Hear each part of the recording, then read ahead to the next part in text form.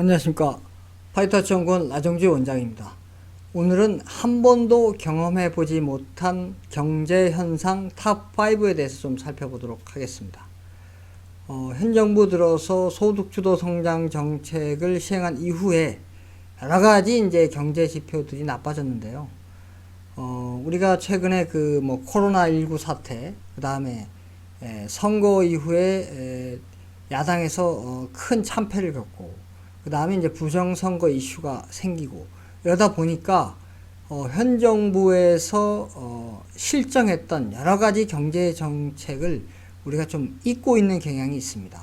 이것을 우리가 객관적 수치를 통해서 정확히 인식한 다음에 이것을 주변에도 많이 좀 알리고, 그런 노력이 조금씩 쌓아가야 우리가 국민의 그 시각으로 현 정부의 정책을 계속해서 견제하고 비판할 수 있다고 생각합니다. 그래서 오늘은 이 현 정부가 한 번도 경험하지 못한 그런 경제 실정들을 펼쳤는데요. 그것이 어떤 것이 있는지 탑5에 대해서 좀 살펴보도록 하겠습니다. 자, 첫 번째는 뭐니 해도 급격한 최저임금 인상이 되겠죠. 과거에도 최저임금 인상을 급격하게 한 경우가 있었습니다. 그러나 그때는 경제 성장이 받쳐줬기 때문에 큰 문제가 없었고 또 흡수할 수가 있었죠. 그러나 이번에는 경제 성장이 그다지 높지 않은 상황에서 최저임금을 과도하게 상승시킴으로 인해서 많은 부작용이 생겼죠. 그래서 경제 성장률 대비해서 과연 우리 최저임금 인상률이 얼만큼 됐는지 과거 사례와 한번 비교해 보도록 하겠습니다. 이 비교를 위해서 2000년부터 과연 어떻게 경제 성장률 대비해서 최저임금 인상률이 어떻게 변했는지 좀 살펴보도록 하겠습니다. 자, 문제가 되는 것은 2018년과 2019년에 걸쳐서 두 자리를 최저임금을 급격하게 인상된 것이 문제이기 때문에 2년에 걸쳐서 한번 경제 성장률이 얼마큼 되고 거기 대비해서 최저임금 인상률이 얼마큼 되는지 한번 살펴보도록 하겠습니다. 자, 보시면 따라서 경제 성장률 대비해서 최저임금 인상률이니까 단위는 몇 배, 경제 성장률 대비해서 최저임금 인상률이 몇 배 높아졌다, 이렇게 볼 수 있습니다. 자, 점선은 이제 현 정부가 소득주도 성장 정책을 본격적으로 시행한 시점이고, 좌측으로는 이제 과거 정부 시절이 되겠죠. 자, 보시면 과거에는 2009년도에 이게 좀 높았는데 경제 성장률 대비해서 최저임금 인상률이 3.9배에 더 높았습니다. 이때는 이제 글로벌 금융위기 때문에 경제 성장률이 낮았죠. 그런 상황에서 이제 최저임금 인상률은 그래도 전년 대비해서 어느 정도 하다 보니까 이렇게 좀 높게 나왔는데, 현 정부 들어서 최저임금을 급격하게 인상한 이후에 어떻게 됐냐 보시면 2018년도에 경제 성장률 대비해서 최저임금 인상률이 4배로 높아졌고 2019년도에는 무려 5.8배로 높아졌습니다. 보시는 것처럼 2018년도와 19년도는 2000년도 다른 연도에 비해서 가장 높다는 것을 알 수가 있습니다. 한 번도 경험해보지 못한 그런 최저임금 인상률, 즉 경제 성장률 대비해서 최저임금 인상률이 이렇게 나타난 것을 알 수가 있습니다. 두 번째는 종업원이 없는 자영업자 대비해서 종업원이 있는 자영업자의 그 변화율입니다. 전년 대비해서 얼마큼 변화했는지. 자, 종업원이 있는 자영업자는 좋은 거죠. 왜냐하면 이제 고용을 창출하는 자영업자인 거죠. 종업원이 없는 자영업자는 이제 종업원이 있는 자영업자에 비해서 그다지 좋지 않은 거죠. 왜냐하면 고용이 창출되지 않고 혼자 하는 거니까요.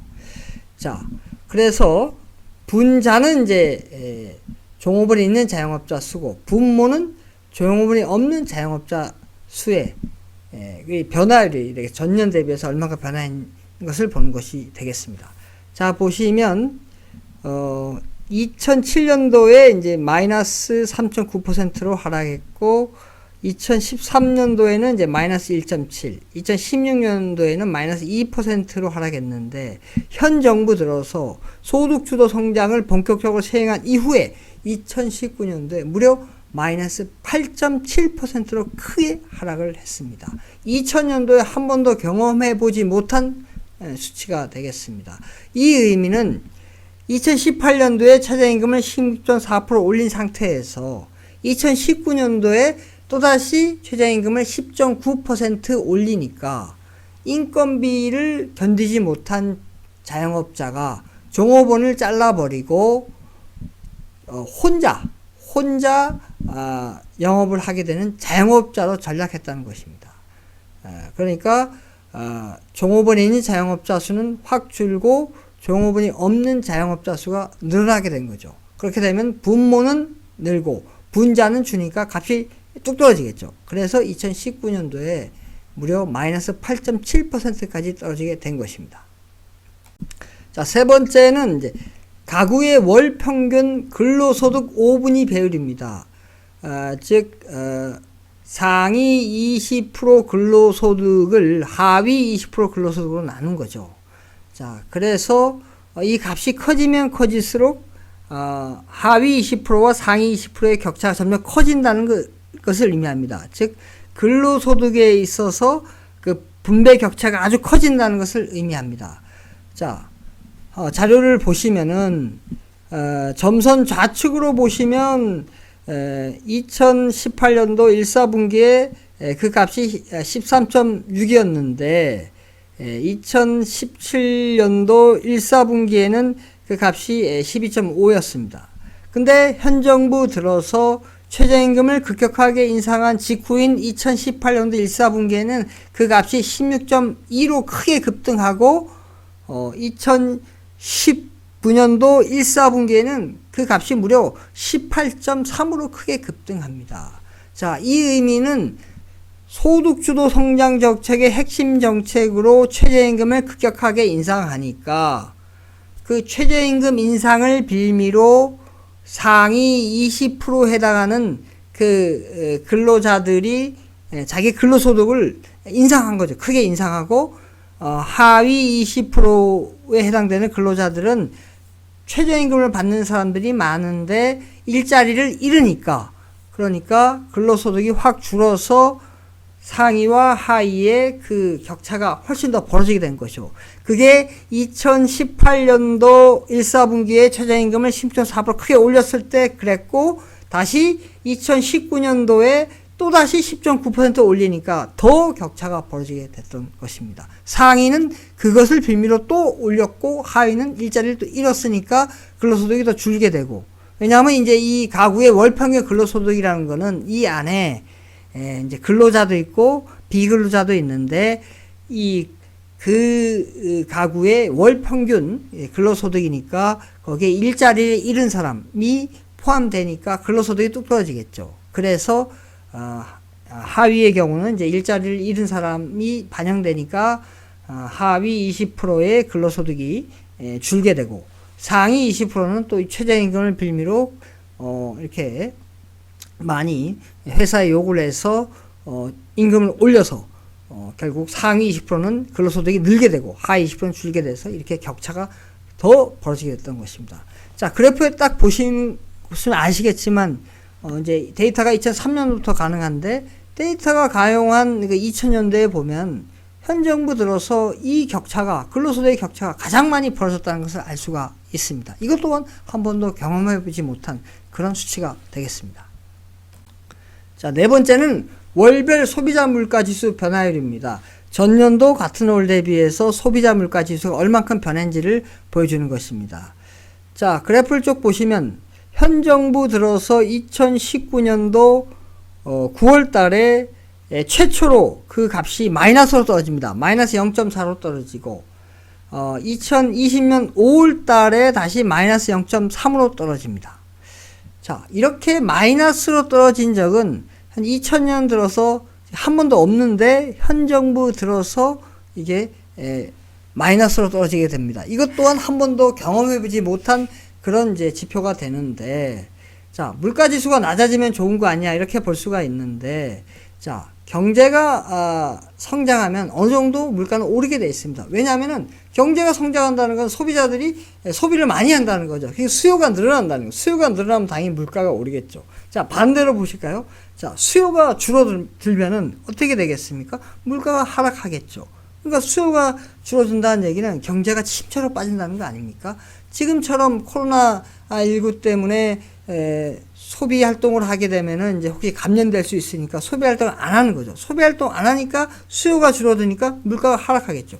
그래서 2020년 5월 달에 마이너스 0.3으로 떨어진 것이고 2019년도 9월 달에 마이너스 0.4는 이거는 코로나와 관계없이 소득주도 성장 정책을 펼치니까 경제가 안 좋아지니까 수요가 줄게 되죠. 수요가 주니까 바로 마이너스로 떨어지게 되는 것입니다. 참 안 좋아지는 것이죠. 이 또한 한 번도 경험해보지 못한 그런 수치가 되겠습니다. 자, 마지막으로는 우리나라가 얼만큼 살림살이를 잘하느냐 그걸 보기 위한 지표가 되겠습니다. 자, 그게 바로 이제 통합재정수지인데요. 즉 국가에서 총 벌어들이는 수입, 뭐 세금이 되겠죠. 총 수입 마이너스 또 나가는 거, 지출하는 거, 총 지출을 말하게 되겠습니다. 자, 요것은 이제 매년 지금 가장 최신화된 게 2020년 4월달 값이기 때문에 매년 4월을 기준으로 해서 그 통합재정수지가 얼만큼 되는지 좀 살펴보도록 하겠습니다. 자, 점선은 이제 현 정부가 소득주도 성장 정책을 본격적으로 한 시점이고 좌측은 이제 이전 정부 시절인데, 자 보시면 2005년도 4월 달에 이제 마이너스 약 10조가 됐고 2009년 4월 달 글로벌 금융위기 때에 마이너스 약 8조가 됐고 그 다음에 박근혜 정부 시절인 2015년도 4월 달에 이제 마이너스 9조 대략 한 이제 10조에서 그 10조 선상이 이제 되겠습니다. 통합재정 수지가. 근데 현 정부 들어서 2019년도 4월 달에 무려 마이너스 26조, 무려 마이너스 26조나 이렇게 하락하게 됩니다. 이제 소득주도 성장 정책을 펴서 지출을 많이 하게 되니까 이렇게 지출은 늘고, 그 다음에 소득주도 성장 정책으로 인해서 경기가 악화되니까 이제 수입은 세금을 많이 걷어들여야 되는데 뭐 기업들이 상황이 안 좋아지고, 그러니까 이제 세금이 적게 되니까 수입이 줄겠죠. 그러니까 이제 이렇게 2019년도 4월 달에 마이너스 약 26조까지 통합 재정 수지가 떨어지고, 그리고 2020년 4월 달에는 무려 마이너스 43조, 마이너스 43조까지 떨어지게 되겠습니다. 뭐 이때는 이제 코로나로 인해서 어떤 지출이 좀 많이 늘게 됐고, 그리고 그 전에 이제 소득주도 성장 정책으로 인해서 수입은 줄게 되니까, 그러니까 결국은 이렇게 무려 마이너스 43조까지 뚝 떨어지게 되는 그런 결과를 낳은 거죠. 이 또한 보시면은 과거 2000년도에 과거 정부에 비해서 한 번도 경험해보지 못한 통합 재정 수지를 지금 보고 있는 것입니다. 자, 이렇게 한 번도 경험해보지 못한 경제 현상을 탑5를 알아봤는데요. 또 최근에 또는 미래에 또 발생되는 또 한 번도 경험해보지 못한 이제 경제 현상들이 일어나고 있죠. 우리가 기준금리가 0%대로 떨어지고, 그래서 뭐 저축해봤자 별로 이득이 안 되고, 그 다음에 이제 그러면 이제 부동산으로 한번 이제 투자를 해보고 싶으나 갭 투자를 못하게 해서 어떤 집 없는 사람이 집을 갖게 할 수 있는 그런 기회의 사다리를 갖다가 빼앗아 버리고, 또한 토지 허가제가 특정 지역에서 이루어져서 거래 자체가, 부동산 거래 자체가 정부의 허가를 받아야 되는 그런 한 번도 경험해보지 못한 그런 이제 현상들이 발생되고 있고, 또 이제 앞으로 2023년도부터는 주식, 이게 저축 안 되고 부동산 투자 안 되니까 이제 주식을 좀 생각해 볼 수 있는데, 주식에도 20%나 되는 양도소득세를 개인 투자자한테 모두 매기고, 이거는 한 번도 우리가 또 경험해보지 못한 그런 현상이 되겠죠.